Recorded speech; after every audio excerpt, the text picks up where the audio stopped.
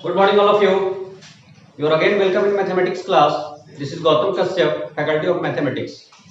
मेरे प्यारे बच्चों, पुनः आपका स्वागत है मैथमेटिक्स क्लास में। आज हम लोग पॉलिनोमियल का लेक्चर 2 पढ़ेंगे, जिसमें हम लोग ज्योमेट्रिकल मीनिंग ऑफ जीरोज के बारे में डिस्कस करेंगे। ग्राफिकल रिप्रेजेंटेशन होता है, उसके बारे में डिस्कस करेंगे। ग्राफ देख करके हमको पता करना होगा इसमें नंबर ऑफ जीरोज कितना है और इसका डिग्री क्या है। तो आइए सबसे पहले आते हैं और स्टार्ट करते हैं। ध्यान देंगे यहाँ कि सबसे पहले इस बात को थोड़ा सा समझना है। Let px be a polynomial and p alpha equals 0, then alpha be the zero of that polynomial। तो एक बात जो समझना है कि कोई एक रियल नंबर का जो से एक वैल्यू हम लेते हैं और उसको हम x के जगह पे पुट करते हैं, अगर उसको जीरो कर देता है तो वह क्या हो जाता है, उसका जीरोज कहलाता है, उसका सॉल्यूशन कहलाता है। तो ये हम लोग जान गए। अब थोड़ा सा आगे बढ़ते हैं। तो सबसे पहला एक बात है जो ध्यान देना है कि ग्राफ दिया होगा और उससे हमको नंबर ऑफ जीरोज बताना है। नंबर ऑफ जीरोज बताना है तो नंबर ऑफ जीरोज बताने के क्रम में हम क्या करते हैं कि कोई पॉलिनोमियल किस पॉइंट पे अपना वैल्यू जीरो कर लेता है वह उसका क्या होता है, जीरोज कहलाता है। तो पहले हम लोग थोड़ा सा लीनियर इक्वेशन से शुरू करते हैं, फिर क्वाड्रेटिक का, फिर क्यूबिक का कि उसका जीरोज कैसा होता है। तो आइए सबसे पहले यहाँ पे शुरू करते हैं। पहला जो है linear polynomial. Linear polynomial, the standard form of linear polynomial.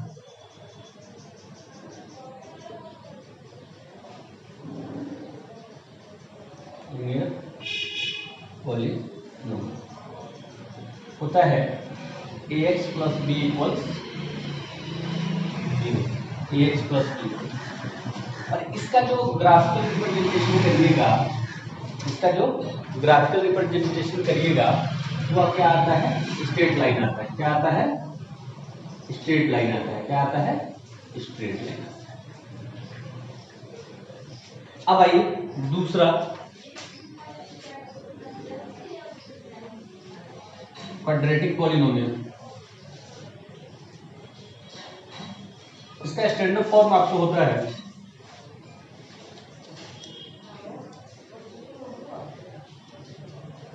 X square plus B X plus C.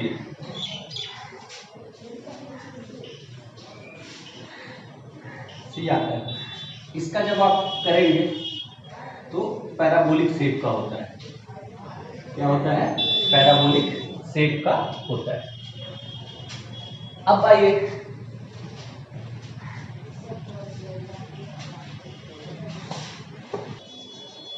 Cubic polynomial है जिसका स्टैंडर्ड फॉर्म होता है आपको ax cube bx square cx plus d।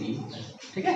इसका जो ग्राफिकल रिप्रेजेंटेशन हमको देखने को मिलता है वह कर्व में होता है, वह कर्व टाइप का होता है, इस तरह का होता है। तो अभी हम लोगों ने यह देखा कि किसका किस तरह का होता है, जस्ट ऐसे ग्लांस हमने बताया। अब हम लोगों को यह कुछ ग्राफ्स यहाँ पे हम लोग रिप्रेजेंट कर रहे हैं और उससे नंबर ऑफ जीरोज पता करना है। नंबर ऑफ जीरोज पता करना है। तो आइए हम डिफरेंट टाइप ऑफ ग्राफ्स को देखते हैं। अब आइए हम लोग एक्सरसाइज 2.1 एनसीईआरटी का, उसमें आपको ग्राफ देख करके नंबर ऑफ जीरोज आपको बताना है। तो डिफरेंट टाइप ऑफ ग्राफ्स को हम लिखते हैं, फिर वहां से जीरोज को क्लियर करते हैं। तो सबसे पहले एक ग्राफ आप यहाँ पे देखेंगे, यह है। इसमें एक ग्राफ इस तरह का होगा। फिर आप दूसरा देखेंगे, एक ग्राफ इस तरह का हो सकता है। फिर तीसरा ग्राफ आप देखेंगे इस तरह का हो सकता है। फिर आप देखेंगे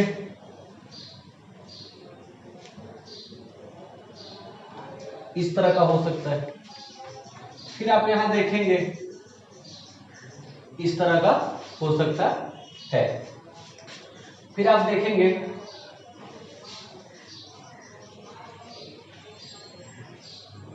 इस तरह का हो सकता है, डिफरेंट टाइप ऑफ ग्राफ है। तो यहाँ सबसे पहले एक बात हम आपको बताते हैं जो ध्यान देना है, जो सिंपल सा एक बात जो आपको ध्यान में रखना है कि कोई भी ग्राफ आपको दिया हुआ है उसमें जो या लाइन या पैराबोला या कर्व एक्स एक्सिस को कितने जगह पे कट कर रहा है या टच कर रहा है, कट कर रहा है या टच कर रहा है। तो जितने जगहों पे वो उसको कट कर रहा है, इंटरसेक्ट कर रहा है या टच कर रहा है, तो उतना नंबर ऑफ जीरोज हो जाएगा, उतना नंबर ऑफ जीरोज हो जाएगा। हम थोड़ा सा आगे बढ़ेंगे तो आपको बताएंगे कि एक्स एक्सिस को ही टच क्यों करना है, लेकिन पहले इतना जानिए आप कि एक्स एक्सिस को जितने जगह पे इंटरसेक्ट करेगा, टच करेगा, उतना नंबर ऑफ जीरोज हो जाएगा। तो यहाँ पे नंबर ऑफ जीरोज में सबसे पहले ध्यान देंगे, आप क्या देख पा रहे हैं, तो यहाँ पे नंबर ऑफ जीरोज को हम देख पा रहे हैं। यह लाइन है, यह लाइन हमारे एक्स एक्सिस को कट कर रहा है, नहीं कट कर रहा है, तो कहीं पे भी नहीं कट कर रहा है, यानी कि यहाँ पे नंबर ऑफ जीरोज क्या हो जाएगा, जीरो हो जाएगा। फिर आइए नेक्स्ट में, यहाँ पे भी नंबर ऑफ जीरोज, यह भी जो ग्राफ में पैराबोला सेट है, यह भी एक्स एक्सिस को नहीं कट कर रहा है, तो यहाँ पे नंबर ऑफ जीरोज जीरो हो गया।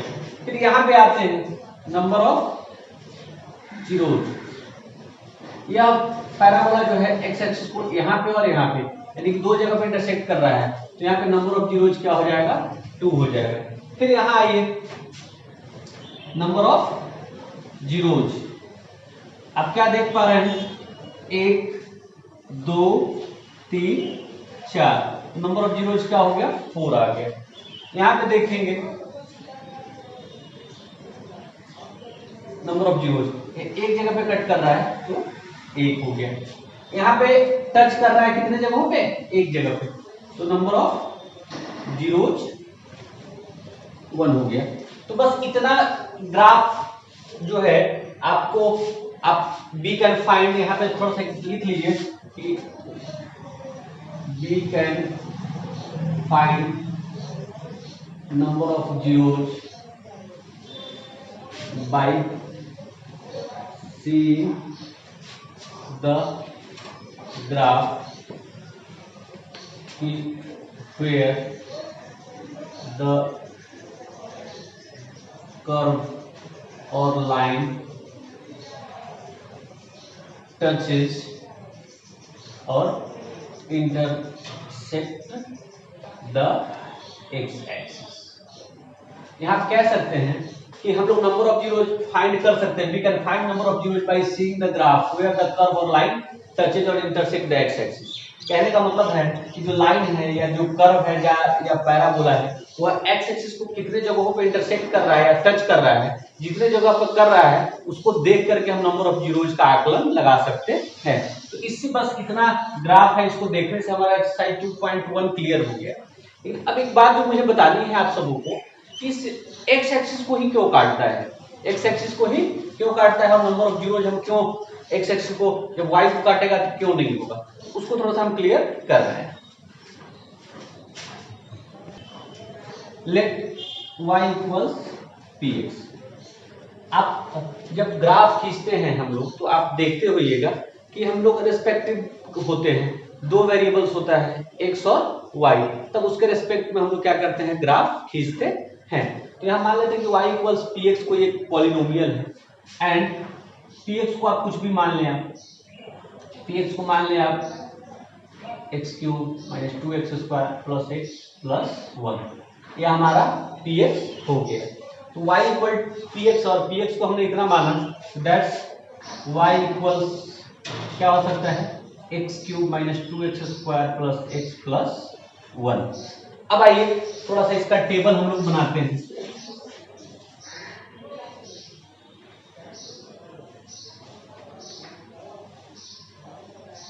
टेबल बनाते हैं, जब आपको लीनियर इक्वेशन का करना हो तो आप 2 या 3 लेकर के क्या कहते हैं वैल्यूज लेकर के आप प्लॉट कर सकते हैं, लेकिन जब आपको क्वाड्रेटिक का और क्यूबिक का हो तो 5 या 5 से ज्यादा आप लेंगे तो थोड़ी सी आसानी होगी, क्योंकि यहाँ पे कर्व बनना होता है।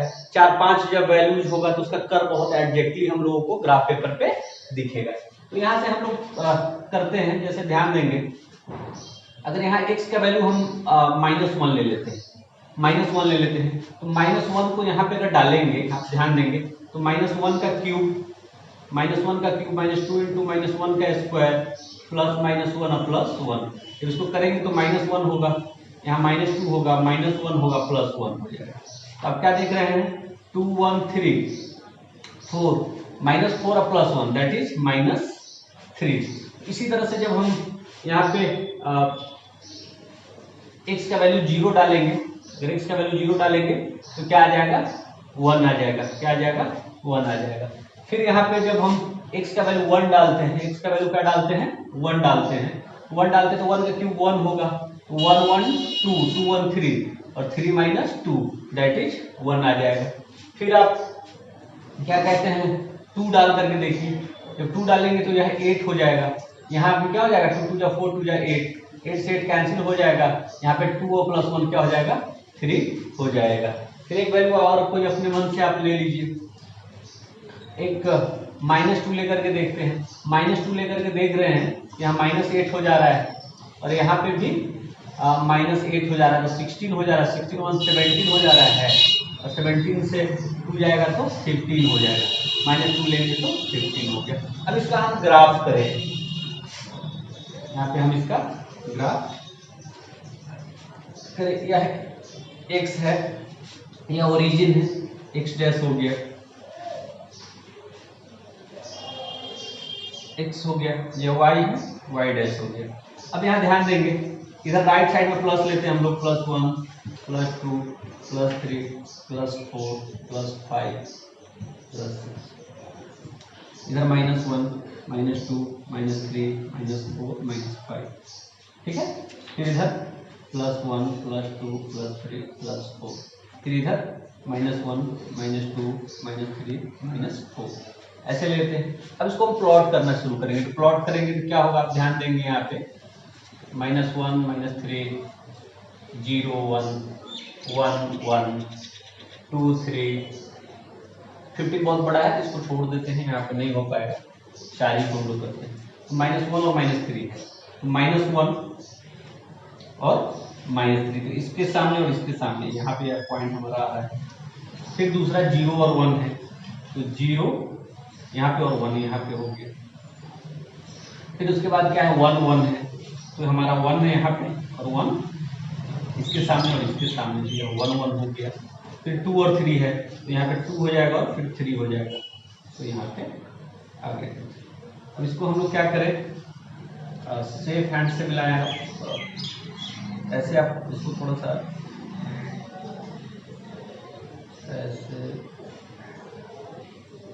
ऐसे आप मिलाएं, तो आप देख रहे हैं एक कर्व टाइप का बन रहा है, एक कर्व टाइप का बन रहा है। थोड़ा सा इसमें और नीचे या उधर आएगा, थोड़ा सा एग्जैक्ट कर्व आपको दिखेगा, एग्जैक्ट क्या दिखेगा आपको, कर्व दिखेगा। यहाँ हम लोगों ने देखा है। अब जो एक सवाल यहाँ पे आ रहा है, ध्यान देंगे, 0 और 1। अब एक बात जो ध्यान से देखना है, यहाँ y इक्वल्स क्या कहते हैं, x³ -2x² + x + 1 है। तो अब एक बात बताना है कि जब y 0 कब होगा, y 0 कब होगा, y 0 तब होगा जब x का ही कोई वैल्यू यहाँ पे पुट किया जाएगा, x का कोई वैल्यू पुट किया जाएगा, x का वैल्यू जब हम कुछ ना कुछ पुट करेंगे तभी जाकर के क्या होगा, y 0 होगा। अदरवाइज x के अलावा कोई किसी का वैल्यू यहाँ पे डालेंगे तो वह उसको तो 0 करेगा नहीं। तो इसलिए हम कहते हैं कि जब कोई दिया हुआ होता है उसमें क्या कहते हैं, x का वैल्यू ही हम लोगों को ढूंढना पड़ता है, तब जाकर के क्या होता है, या 0 जीरोस निकालना। जीरोस क्या होता है कि ऐसा वैल्यू जो इसको 0 कर दे। तो यहाँ देख रहे हैं आप x में है, x में है, x में है, यानी कि इसमें से x का वैल्यू ही कुछ उस पे डालेंगे तब जाकर के उसको क्या कर देगा, 0 कर देगा। अदरवाइज x के अलावा कोई ऐसा वैल्यू नहीं है जो इसको 0 कर दे। तो इसलिए हम सिर्फ और सिर्फ क्या करते हैं, x एक्सिस को क्या कहते हैं, जितने जगहों पे काटता है उसके वैल्यूज को हम उसका जीरोज मानते हैं और y को कंसीडर नहीं करते हैं। तो इस तरह से क्लियर हो गया। इस बात को थोड़ा सा समझना है ध्यान से, एक बार अच्छे से देख करके। इसी तरह से एक्सरसाइज 2.1 ज्योमेट्रिकल मीनिंग आप लोगों का कंप्लीट हो गया। फिर अब नेक्स्ट में हम लोग जो है एक्सरसाइज 2.2 से रिलेटेड जो कुछ क्वेश्चन है उसको देखेंगे। Bye and take care.